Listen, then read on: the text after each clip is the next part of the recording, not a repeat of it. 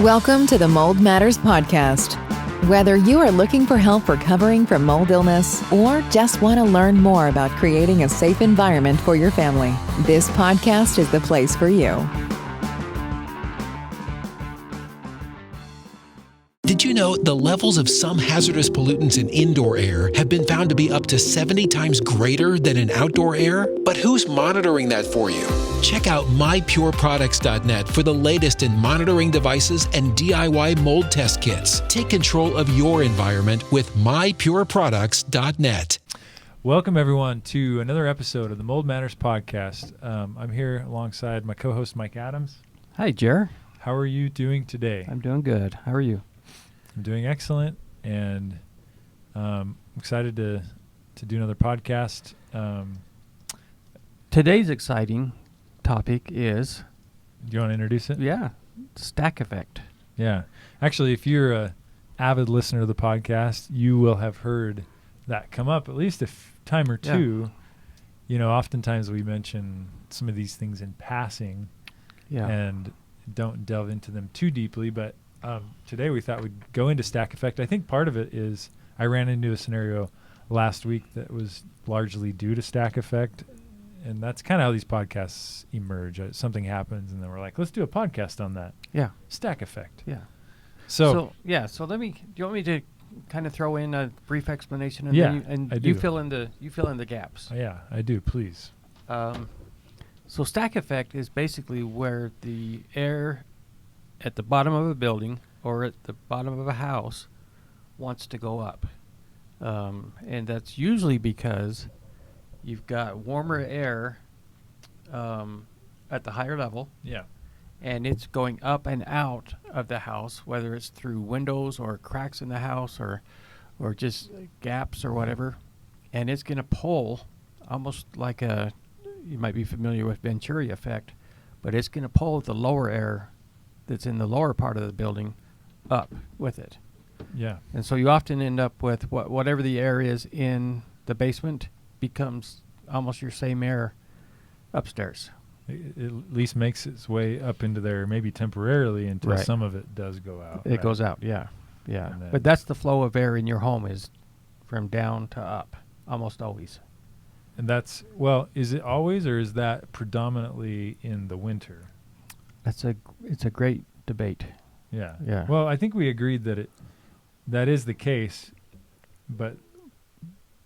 Well, right? yeah. Where we got caught up on was talking the about attic. the attic. Yeah. But still, the flow would be predominantly what yeah, you there is described. reverse stack effect, yes, in Yeah. the summer, and reverse stack effect in the Okay, so what winter. you're describing is One's reverse predominantly- and the other one's reverse.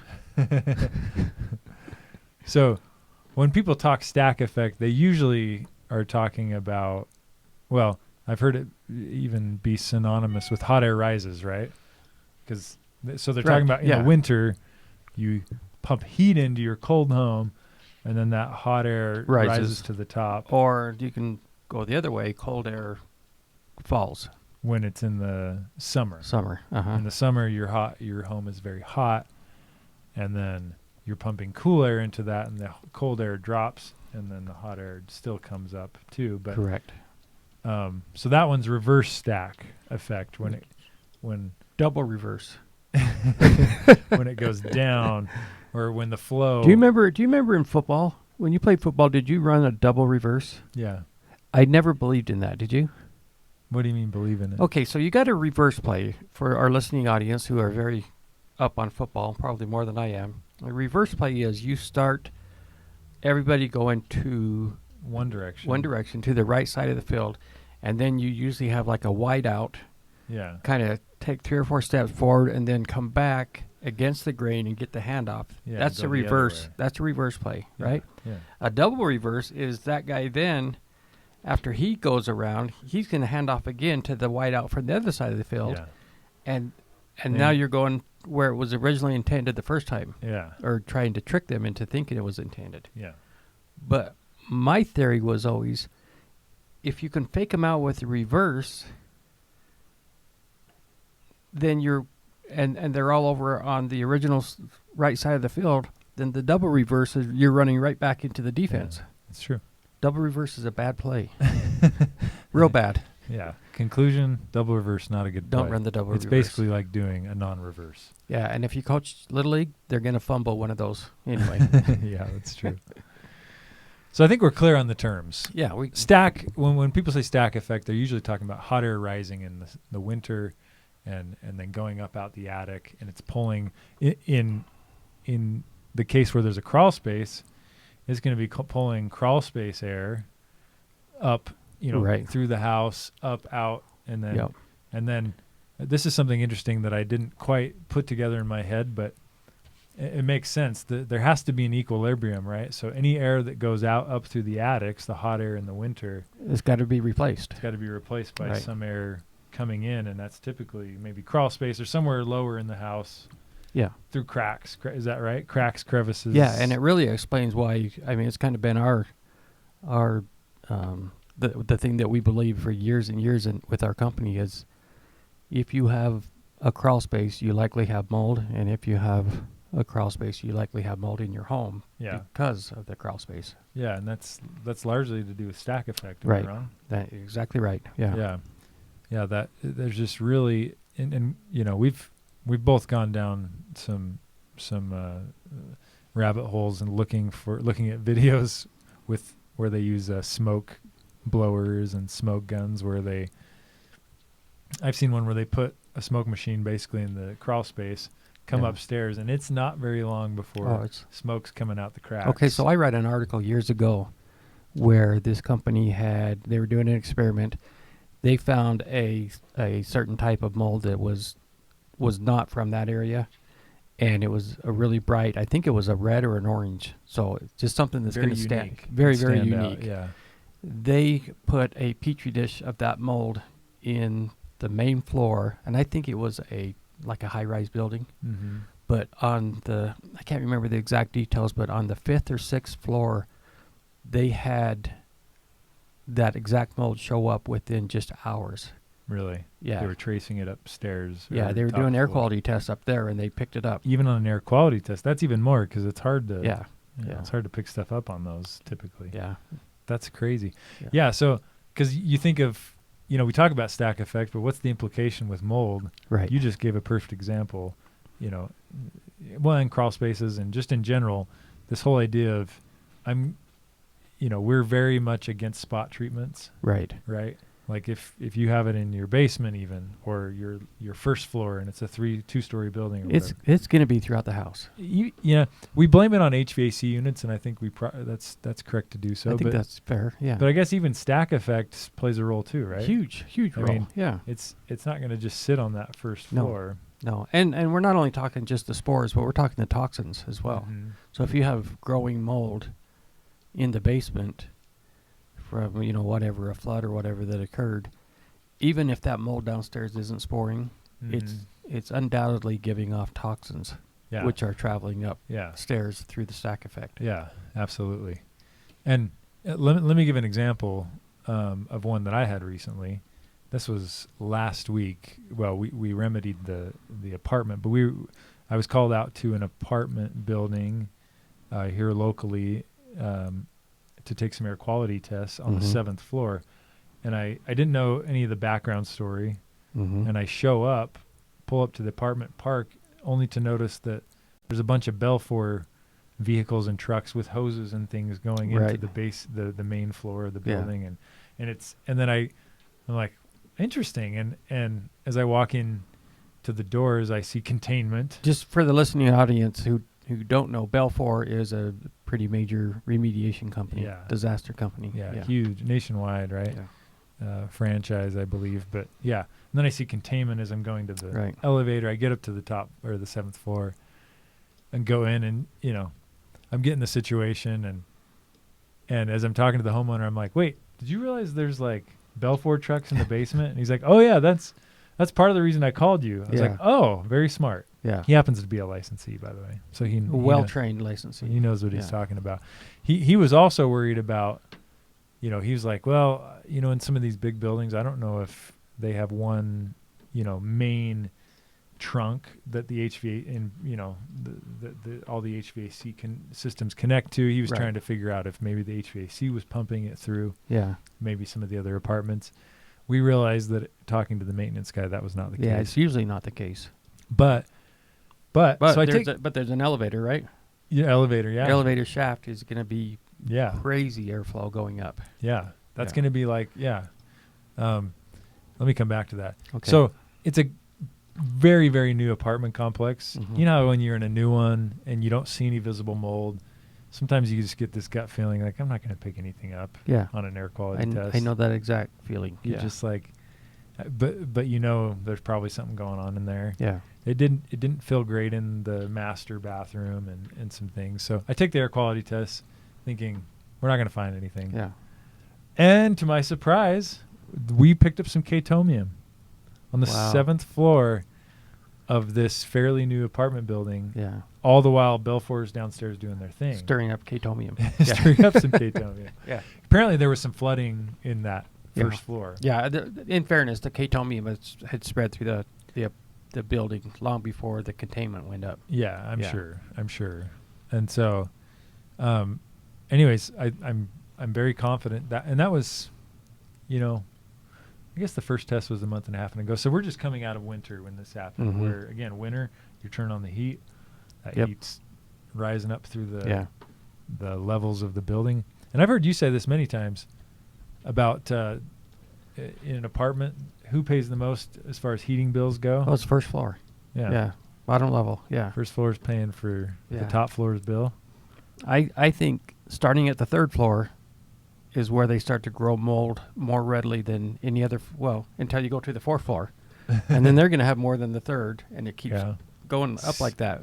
Mainly because heat rises, and so the people on the third floor don't run their heat or their system nearly enough, Stagnant. and they have stagnant air, and they hit the just the point where all you need is just a little bit of air movement to keep things from getting condensation. Yeah. And third floor, it seems like, is the first floor that I see it all the time, particularly in a northern faced window. Yeah. Just about guarantee you, if you go to the third floor of an apartment building, find a north window, there will be mold. Yeah. That's Yeah. a really interesting thing to think about. They just don't have any air movement because they it don't makes run their sense. system. Yeah. It makes sense. Yeah. Yeah. So I failed to mention this. I think we discovered why they call it stack effect. And I think at least one place I read about, it said stack or chimney effect, Mhm. which makes sense. Back in the day, chimneys seem to be less and less common, but Yeah. you have a big fireplace, and that if you're heating the house, that's probably years and years ago, that was a big issue, trying to keep the air in the house and not rising up out of it in the winter. But but now they call it not stachybotrys. We're not talking about that kind of stack. Stack effect. Stack. Or chimney effect. Yeah, or chimney. Or chimney yeah, effect. chimney. Chimney. Chimney. Uh-huh. Churu. Yeah. So anyways, so that was a stack effect example. Now I wanted to go back to reverse stack. Yeah. Because you and I hashed this out on the whiteboard Right. today. Yeah. Trying to really wrap our minds around it. Because I do think that's... Well, we listened to a video where a guy he made it seem a little bit more black and white, that, it's just reverse stack effect. You're going to pull your air from your attic back down. in the summer when In you're the summer. cooling the house. Yeah. Yeah. The Cold air is going to drop. the cool air you're pumping in is going to drop. It's going to find an exit in the bottom of the house. and then it's going to pull all the...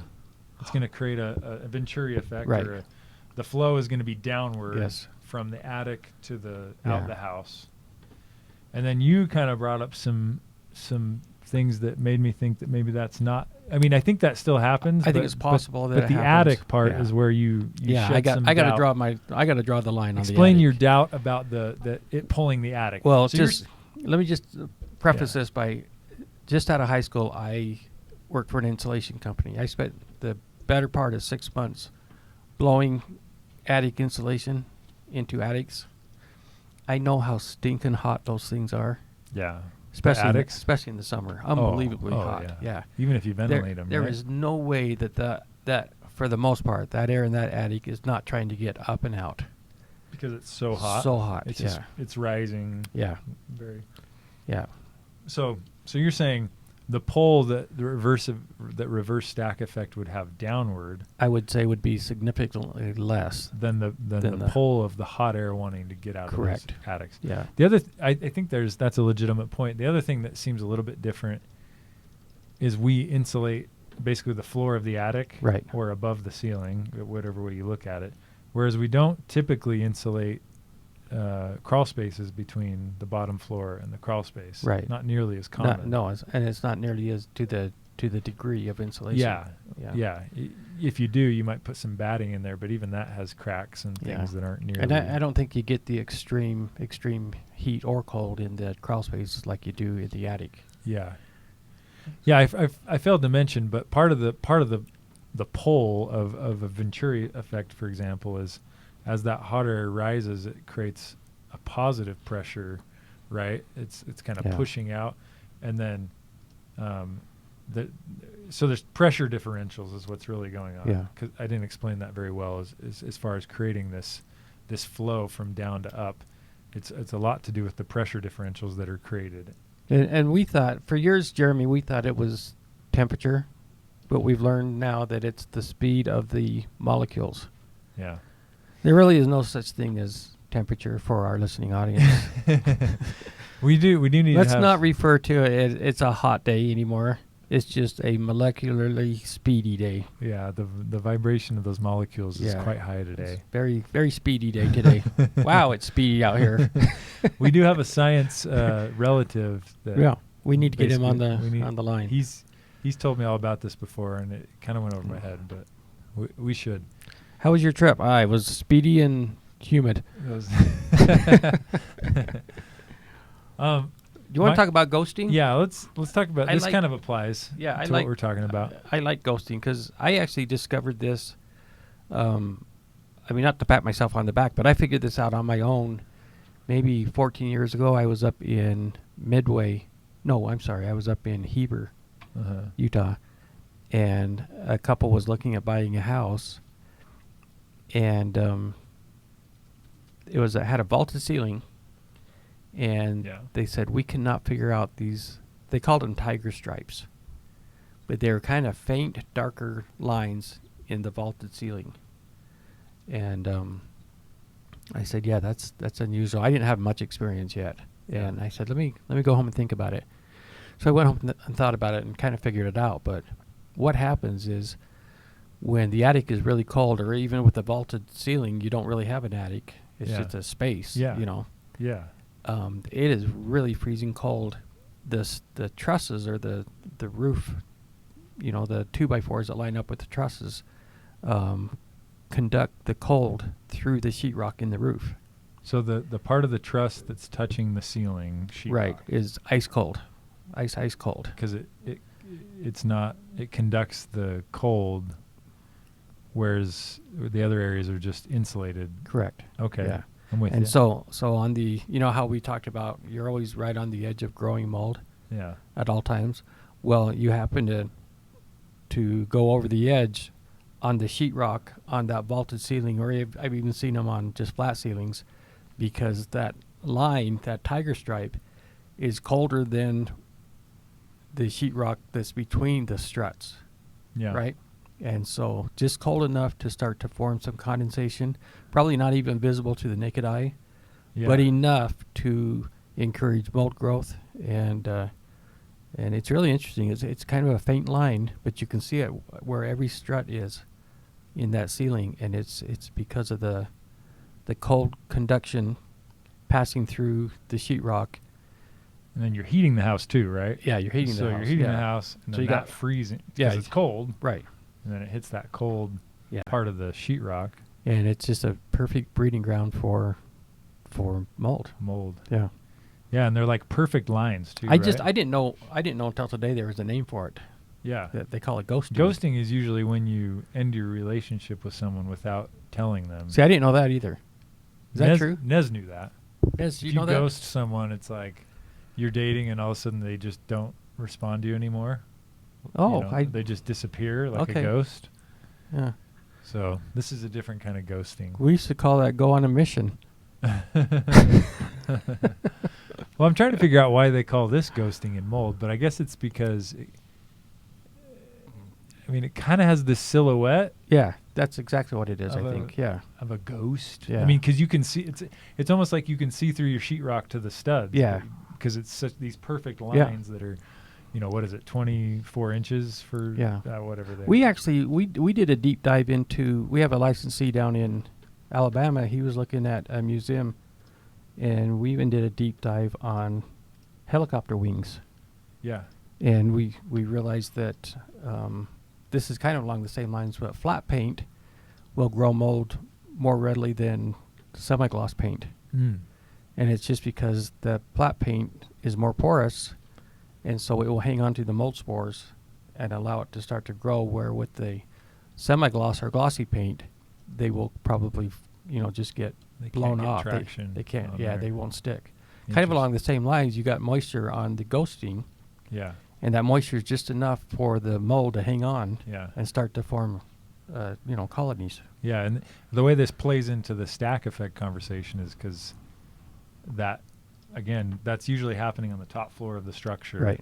And the hot air is rising, making that Yeah. the hottest place in that home or building is the top floor, the ceiling of the top floor, Uh-huh. and then one of the colder places. Well, like you're saying, because of the conduction through the studs, Yeah. that stud gets really cold, and there you have that point. It's amazing how that hot and cold meeting point plays such a huge role in mold, Yeah. doesn't it? Yeah, it's crazy. You don't, But it's like I say, I don't want to beat this drum forever, but we really are right on the edge of mold at all times in the indoor yeah, scenario. yeah, We had that situation with the House of Blues down in New Orleans about a year ago. They didn't have a flood at all, but they had a tremendous issue with mold, and it's simply because they lost power during that hurricane. yeah, And so they lost air movement, and just that little bit of air movement was just enough to keep everything dried out, Yeah. so it wouldn't start to Yeah. we called it a bloom. It literally looked like everything had just bloomed. like a flower. Looked like Yeah. a flower fuzz all over everything. Yeah. Well, and let me just, maybe we can close by saying this, at least from my end. In our company, we will not treat a home that has mold in its crawl space. We will not just treat a crawl Right. space if that's where the mold is, Or because of just this a idea. home and not the crawl space. Yeah. Yeah. Yeah. Right. If there's mold in a crawl space, that whole home needs a Absolutely. treatment. It needs, and a perfect example is this other house I'm trying to help out with, a mold scenario where a brand new home, and I don't know how long ago it was built, but it's very brand new and already has mold all over the crawl space. Yeah. And they had me take some air quality tests, even though we could see the mold. Mm-hmm. Anyways, we took some really high in the basement or in the crawl space, and still pretty decently high on the first floor. By the top floor, it had dropped significantly. But again, air quality testing, not the best tool there. But I mean, it's not like they're opening that hatch to the crawl space, Right. and you could feel it in the main floor. You didn't have to take a test. And honestly, it's a brand new house, so there's very limited mold occurring upstairs. Yeah. It's coming upstairs It's- from the crawl space. Yeah, Yeah. I mean, it'll get stronger up there for sure over time. Kind of so. the same, along the same lines. I always talk about, bathrooms where, just above the shower, you always, if you have a home that has a high mold load or an elevated mold load, Yeah. you get almost kind of a cool pattern of mold growth. Yeah. That's the Pretty. steam grabbing the mold Yeah. and delivering it to the ceiling above the shower, and that steam is just wet enough to make it hang on, and Yeah. and it starts to grow. Yep, absolutely. Well, awesome. I think we treated stack effect pretty well. I was going to start the podcast off by saying stack effect, it's basically hot air rises, cold air drops.